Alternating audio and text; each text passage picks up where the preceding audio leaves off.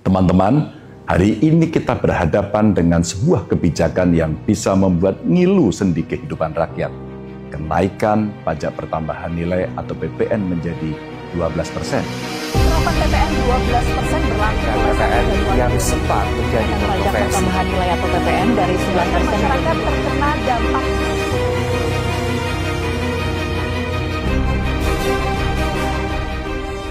Dengan angka ini, Indonesia menjadi negara yang tertinggi di ASEAN bersama Filipina.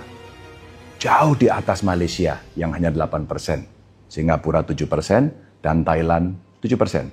Meski ketiga negara tersebut memiliki pendapatan per kapita yang lebih tinggi dibandingkan kita, itulah keadaannya. Tentu ada niat baik di dalam kebijakan ini. Namun, ia mungkin datang pada saat yang salah dan pukulan terberatnya akan diterima oleh mereka yang paling rapuh. Mari kita cermati fakta ini bersama. Dengan kenaikan PPN 12% ini, tiap bulan keluarga miskin akan kena tambahan beban pengeluaran sebesar Rp101.880. Kelompok rentan miskin kira-kira akan terbebani Rp153.871. Dan untuk kelas menengah, dia akan kena Rp354.293. Di atas kertas, kebijakan ini akan meningkatkan pendapatan di negara. Tapi di lapangan, kebijakan ini memaksa rakyat mengurangi konsumsi, mengorbankan tabungan, atau terjerat utang.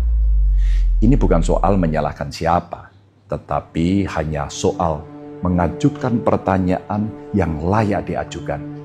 Apakah ini sebuah keadilan? Saya menyampaikan ini karena khawatir bahwa kenaikan PPN 12% yang dimaksudkan sebagai obat justru menyebabkan sejumlah komplikasi. Saya akan memberikan catatan. Komplikasi pertama, kerapuhan ekonomi. Diakui atau tidak, kenaikan PPN 12% datang pada saat yang salah ketika ekonomi kita sedang melemah. Deindustrialisasi dini menghantam fondasi ekonomi nasional. Kontribusi sektor manufaktur terhadap PDB kita merosot dari 23,56% di tahun 2014 menjadi hanya 19,28% pada 2024 ini.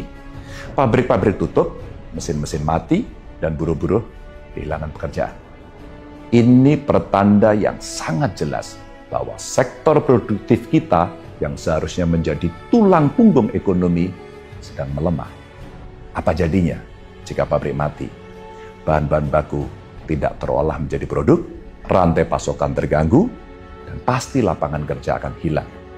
Ketika daya beli turun, perekonomian semakin lesu, dan kenaikan PPN dengan sendirinya memperburuk situasi. Harga-harga naik, konsumsi berkurang, dan roda ekonomi berputar makin melambat. Untuk komplikasi kedua, ada jebakan lapangan kerja informal. Kita juga menyaksikan fenomena berbahaya yang kita temui pada sektor lain. Apa itu? Turunnya penyerapan tenaga kerja formal.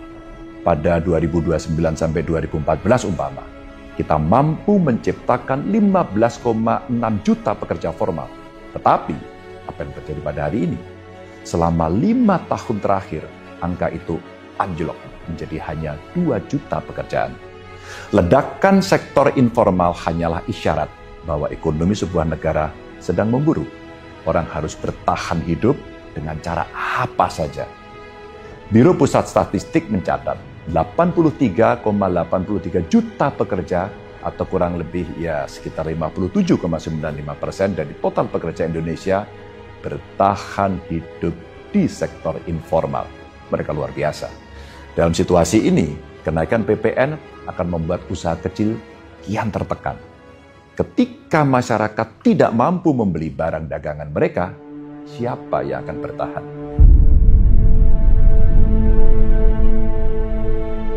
Kebijakan menaikkan PPN bisa menjadi badai besar yang menumbangkan pohon kehidupan di sektor ini. Catatan pada komplikasi ketiga adalah penurunan kelas menengah. Teman-teman, berbagai informasi akan kita share. Kelas menengah adalah tulang punggung ekonomi suatu bangsa. Mereka konsumen, Mereka penabung sekaligus penggerak utama perekonomian kita. Namun, dalam 5 tahun terakhir ini 9,48 juta orang terdepak dari kategori kelas menengah. Mereka yang dulunya mampu membelikan buku untuk anak-anak mereka, kini harus memilih antara makan atau membayar cicilan. Pada 2019 lalu, statistik mencatat 57,33 juta orang berada dalam kategori kelas menengah. Hari ini hanya ada 47,17 juta. Ini alarm bahaya kelas menengah yang melemah, berarti ekonomi stagnan.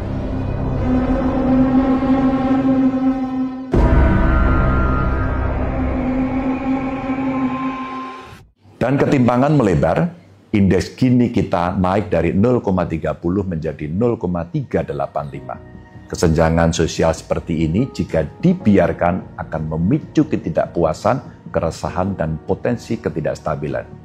Untuk komplikasi keempat, catatan saya adalah menurunnya kapasitas menabung. Data dari Bank Indonesia menyatakan bahwa tabungan rumah tangga turun dari 6,3% pada 2023 lalu menjadi hanya 4,28 juta per rekening. Di sisi lain, konsumsi meningkat mencapai 74,5% dari pendapatan. Apa artinya? Rakyat kita sudah menguras tabungan untuk bertahan hidup. Tidak ada lagi ruang untuk keperluan darurat atau investasi kecil-kecilan. Beban PPN 12% akan semakin memperparah situasi ini. Ketika pengeluaran harian naik, sementara pendapatan tetap. Solusinya hanya 2. Rakyat mengurangi konsumsi atau mengambil utang. Keduanya adalah jalan buntu. Teman-teman, komplikasi kelima dalam catatan saya adalah dampak ekonomi makro dan tentu PHK massal. Peningkatan PPN 12% akan memicu inflasi kurang lebih 4,11%. Harga barang naik menjadi 9%, konsumsi rumah tangga akan turun ya kira-kira 40,68 triliun dan output ekonomi anjlok 79,71 triliun. Apa artinya? Roda perekonomian melambat hingga hanya 4,03%, jauh dari proyeksi World Bank sebesar 5,1%. Data-data ini mudah-mudahan bisa menjelaskan imajinasi kita terhadap kondisi ekonominya. Untuk sektor retail, manufaktur, dan jasa menjadi korban yang pertama. 550.000 kurang lebih pekerja berpotensi kehilangan pekerjaan akibat perusahaan-perusahaan yang merugi. Jika kita membiarkan ini terjadi, maka kita bukan saja kehilangan pekerjaan, tetapi juga kepercayaan. Kepercayaan rakyat kepada negara, bahwa negara hadir melindungi mereka. Teman-teman semuanya, kita tahu bahwa pajak adalah sumber pendapatan utama negara. Semuanya tahu. Melalui pajak, negara mampu membiayai layanan publik seperti pendidikan, kesehatan, infrastruktur, dan pelindungan sosial bagi masyarakat miskin dan kelompok rentan. Tanpa pajak yang dikelola secara bijak, negara akan bergantung pada utang atau sumber pendanaan tak berkelanjutan, yang justru membebani masa depan di generasi mendatang. Namun, dalam situasi ekonomi saat ini, kita memerlukan kebijakan perpajakan yang tepat, yang mampu meningkatkan penerimaan negara tanpa mengorbankan daya beli rakyat atau menghambat pertumbuhan ekonomi. Tentu ini tidak mudah dan butuh dukungan semuanya. Menaikkan PPN menjadi 12% mungkin terlihat sebagai solusi cepat, tapi sebenarnya ada jalan yang lain. 1. Terhadap pajak kekayaan yang menarget mereka yang memiliki aset besar bisa menghasilkan kurang lebih 81,6 triliun. Ini mengurangi ketimpangan tanpa membebani kelompok miskin.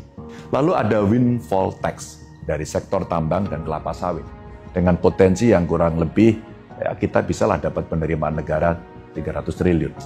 Lalu ada pajak karbon yang tidak hanya mendatangkan pendapatan, tetapi juga menyelamatkan lingkungan kita. Kebijakan-kebijakan ini di samping meningkatkan penerimaan negara, juga memberikan rasa keadilan bagi masyarakat. Teman-teman sekalian, negara ini lahir dari perjuangan para pendiri bangsa, bukan untuk membuat rakyatnya terbebani, tetapi untuk menghadirkan keadilan sosial bagi semua warganya.